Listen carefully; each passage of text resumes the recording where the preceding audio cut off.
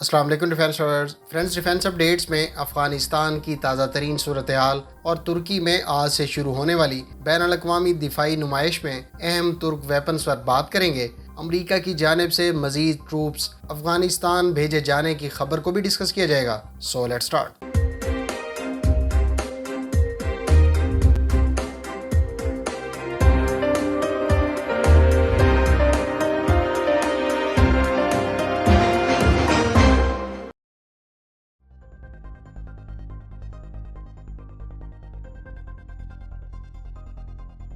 Friends, Afghan Taliban کے رہنما ملا عبدالغنی برادر دوحہ سے قطر کے لیے روانہ ہو گئے ہیں۔ ملا عبدالغنی برادر افغان طالبان کے نائب امیر اور دوحہ سیاسی آفس کے سربراہ ہیں۔ سیاسی آفس کے دیگر ارکان بھی ان کے ہمراہ ہیں۔ پروٹوکول کے لیے خصوصی یونٹس انہیں خوش آمدید کہنے کے لیے تیار ہیں۔ ادھر 150 بھارتی شہریوں کو کابل ایئرپورٹ سے نکال لیا گیا ہے۔ خصوصی پرواز کے ذریعے انہیں بھارت واپس لے جایا گیا۔ تورخم بارڈر کراسنگ تجارتی گاڑیوں کے لیے کھول دی گئی ہے۔ اطلاعات کے مطابق پہلے 24 گھنٹوں میں 100 سے 150 ٹرک پہنچے تھے، جبکہ اب 300 ٹرکوں نے بارڈر کراس کیا ہے۔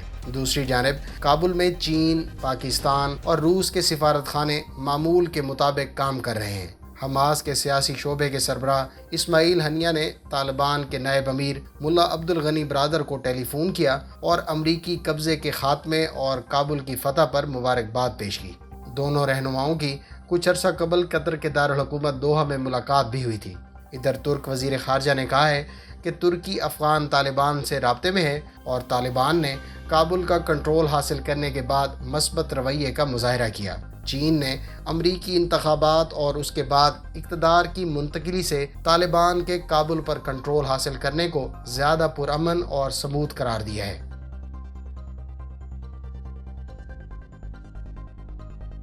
فرینڈز، ترکی میں آج سے شروع ہونے والی دفاعی صنعتی نمائش میں variety of weapons show case کر رہا ہے۔ اس میں قابل ذکر ویپنز کو یہاں ڈسکس کر لیتے ہیں۔ ترک کمپنی میٹکسان اپنا ایول آئی ویپن ڈسپلے کر رہی ہے، جس کے بارے میں کمپنی کا دعویٰ ہے کہ یہ اپنی لیزر ٹیکنالوجی سے دشمن کے میزائلز کو فضا میں انٹرسیپٹ کر سکے گی۔ یہ سسٹم اپنے الیکٹرو آپٹیکل اور انفرارڈ سیکر ہیڈ کا استعمال کرتے ہوئے لیزر بیم اور فنکشنل ڈسٹرکشن ٹیکنیک سے میزائل کو تباہ کرنے کی صلاحیت رکھتا ہے۔ یہ ملٹری بیسز اور اہم سویلین مقامات کو 3rd اور 4th جنریشن الیکٹرو آپٹیکل اور لیزر سیکر استعمال کرنے والے میزائل سے حفاظت فراہم کرے گا۔ اس پروجیکٹ کو 2016 میں میٹکسان نے شروع کیا تھا اور اس کا ایک نیول اور گراؤنڈ بیس ورژن متعارف کروایا گیا ہے۔ اس سسٹم کے اسٹیٹ ٹرائلز ہو رہے ہیں اور اس کو اس سال کے آخر میں ترک فورسز کی سروس میں شامل کیا جائے گا۔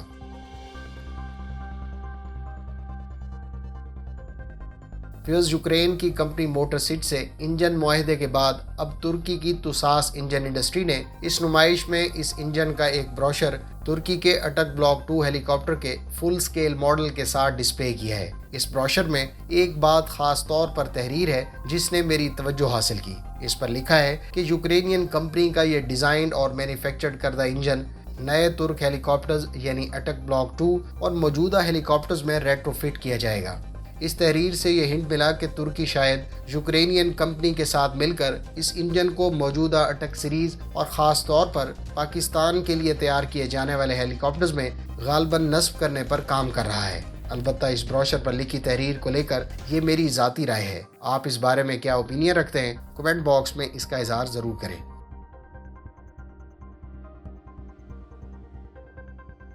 ویورز، ترک کمپنی راکٹسان اس دفاعی نمائش میں لیونٹ rolling airframe missile system بھی ڈسپلے کرے گی۔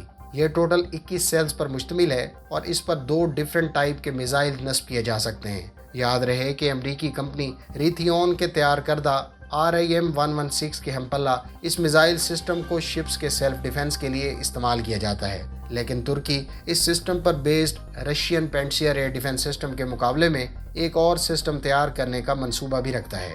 ایک اور خبر کے مطابق اکنجی ڈرون کے لیے کمیونیکیشن سینسرز کو بھی اس نمائش میں ڈسپلے کیا جائے گا۔ یہ سسٹم اس ڈرون کو ڈیٹا لنک کے ذریعے سیٹلائٹ، گراؤنڈ اور نیول ایسٹس کے ساتھ کمیونیکیٹ کرنے میں مدد دے گا۔ ترک کمپنی MKE ملکی سطح پر تیار کردہ 76 ملی میٹر کی نیول گن بھی اس نمائش میں پیش کرے گی، جس کو مستقبل میں نیول شپس پر استعمال کیا جا سکے گا۔ یاد رہے کہ اس وقت ترکی میں تیار کردہ ملجم کارویٹس اور دیگر شپس پر اٹالین کمپنی اوٹو ملیرا کی سپر ریپڈ گن کا استعمال کیا جا رہا ہے۔ اس نمائش میں پیش کیے جانے والے دیگر ویپنز میں کئی طرح کی بختر بند گاڑیاں، خاص طور پر کچھ ہائبرڈ ٹیکٹیکل وہیکلز بھی ڈسپلے کی جائیں گی۔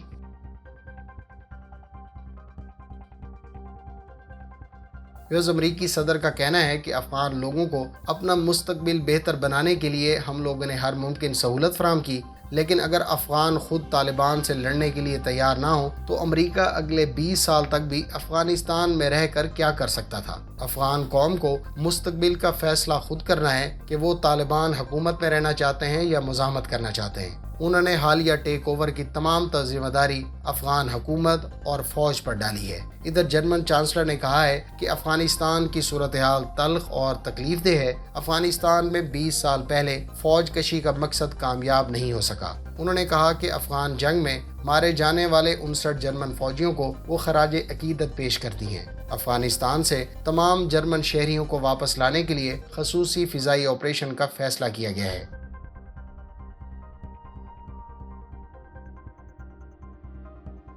روس کی جہاز ساز company United Aircraft Corporation نے کہا ہے کہ اس کا ایک IL-112V ٹرانسپورٹ طیارے کا پروٹوٹائپ ورژن گر کر تباہ ہو گیا ہے۔ اس طیارے پر فلائٹ ٹیسٹ کنڈکٹ کیے جا رہے تھے جب اس کو یہ حادثہ پیش آیا۔ اطلاعات کے مطابق اس میں عملے کے 3 افراد سوار تھے۔ اس طیارے کو بنیادی طور پر AN-23 کی ریپلیسمنٹ کے طور پر تیار کیا گیا ہے۔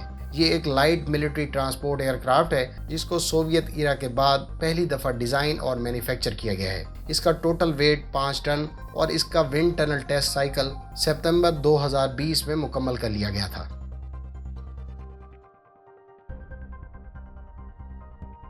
ایرانی ڈرون مہاجر 6 کو افریقی ملک ایتھوپیا میں دیکھا گیا ہے۔ یہ ایک کامبیٹ ڈرون ہے جس پر ایرانی ساختہ 4 ایئر ٹو گراؤنڈ میزائلز بھی نصب ہیں۔ کیونکہ ایتھوپیا کے اسرائیل سے بہت قریبی تعلقات ہیں، اس لیے ایرانی ڈرون کی ایتھوپیا کے پاس موجودگی کو خصوصی اہمیت دی جا رہی ہے۔ ایتھوپیا اس سے پہلے اسرائیلی ساختہ Aerostar drone Wander B mini drone بھی استعمال کر رہا ہے۔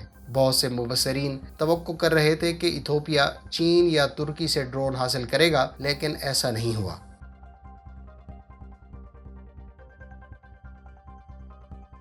پینٹاگون کے ترجمان جان کربی نے بتایا ہے کہ کابل میں انخلاء آپریشن کے لیے مزید 1000 امریکی فوجی روانہ کیے جائیں گے۔ پینٹاگون کے ترجمان نے اپنے بیان میں کابل سے امریکی فوج کے انخلاء پر روشنی ڈالی اور بتایا کہ کابل میں امریکیوں اور امریکی نواز افغانیوں کے انخلاء کے مقصد کے لیے مزید 1000 فوجی روانہ کرنے کا فیصلہ کیا گیا ہے۔ جان کربی نے کہا کہ امریکی حکومت کی طرف سے انخلاء کے لیے اضافی فوجیوں کی تعداد 6000 ہو گئی ہے۔ واضح رہے کہ امریکہ اور طالبان کے درمیان فروری 2020 میں طے پانے والے امن معاہدے کے تحت عالمی افواج کا ملک سے انخلاء شروع کیا گیا تھا، اور جس وقت یہ پروسیس شروع ہوا اس وقت ٹوٹل امریکی فورسز کی تعداد موجودہ 6000 سے بھی کم تھی۔